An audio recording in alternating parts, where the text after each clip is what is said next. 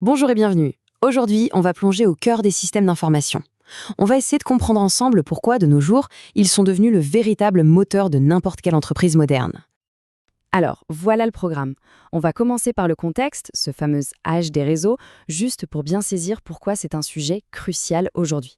Ensuite, on définira ce qu'est un SI et surtout, on verra la différence essentielle entre une donnée et une information. Après ça, on regardera ses fonctions clés, son rôle stratégique et pour finir, on parlera de ce qui conditionne absolument tout, la qualité. Bon, pour bien commencer, il faut qu'on se pose une seconde et qu'on regarde le monde qui nous entoure. Parce que, soyons clairs, il a complètement changé. Et cette citation de Denis Fortier, elle résume parfaitement la situation. Il nous dit qu'on est passé à l'âge des réseaux. En gros, aujourd'hui, ce qui compte, ce ne sont plus tant les usines ou les biens matériels. Non, ce qui domine, c'est la capacité à connecter les gens et à faire circuler l'information. Et regardez bien ces exemples, c'est assez fou quand on y pense. Les boîtes qui ont complètement retourné l'économie ces dernières années, eh bien, elles ne possèdent presque rien de matériel. Uber n'a pas une seule voiture. Airbnb n'a pas d'hôtel. Leur vrai pouvoir, leur vraie richesse, elle vient de leur maîtrise de l'information. Et tout ça, c'est orchestré par des systèmes d'information ultra puissants. Tout ça, ça nous amène logiquement à la question centrale, mais au fond, c'est quoi un système d'information? Et pour bien le comprendre, il faut vraiment regarder au-delà de la simple technologie. Alors là, attention, c'est un piège classique. On confond souvent système d'information et système informatique. Et pourtant, ce n'est pas du tout la même chose. Et pour un manager, c'est une nuance qui est absolument vitale à comprendre. Et voilà la différence, noir sur blanc.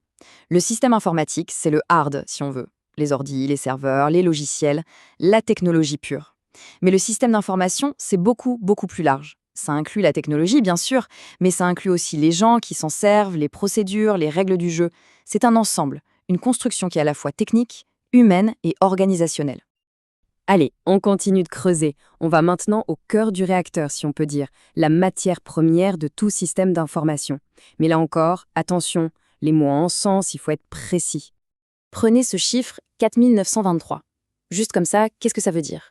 Eh bien, rien du tout. C'est juste un chiffre. C'est ce qu'on appelle une donnée brute. D'ailleurs, la définition officielle de l'AFNOR le dit très bien. Une donnée, c'est juste une représentation, un symbole sur un papier ou un écran qui n'a pas de signification en lui-même. Mais regardez maintenant, tout change avec le contexte.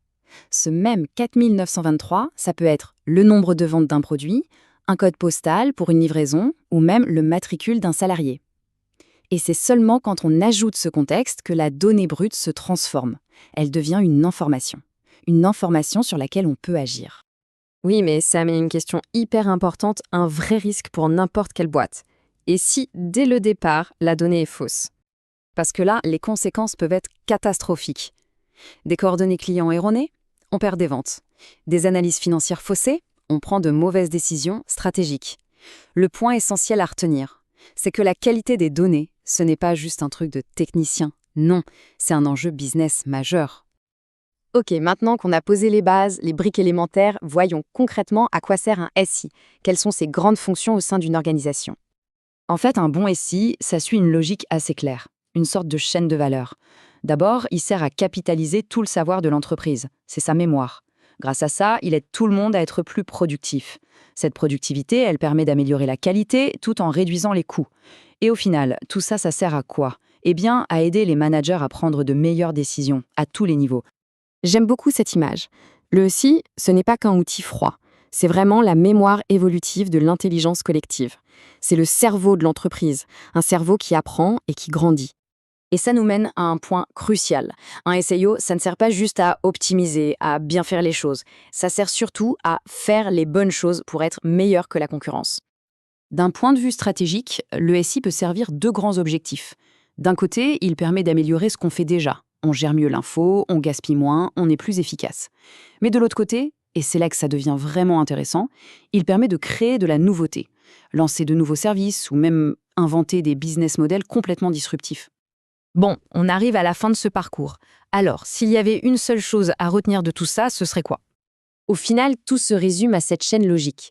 Une chaîne simple, mais absolument implacable. Si les données à la base sont de bonne qualité, alors l'information qu'on en tire sera de bonne qualité. Si l'information est bonne, les décisions prises le sont aussi. Et ce sont ces bonnes décisions qui, au bout du compte, créent la performance de l'entreprise. C'est un véritable effet domino. Tout part de la qualité de la donnée. Et tout ça, ça nous laisse avec une dernière question, une question pour réfléchir. Pendant des décennies, on a dit que le capital financier était la ressource la plus précieuse d'une entreprise. Mais aujourd'hui, à notre fameux âge des réseaux, est-ce que la ressource la plus importante, ce ne serait pas finalement ces données?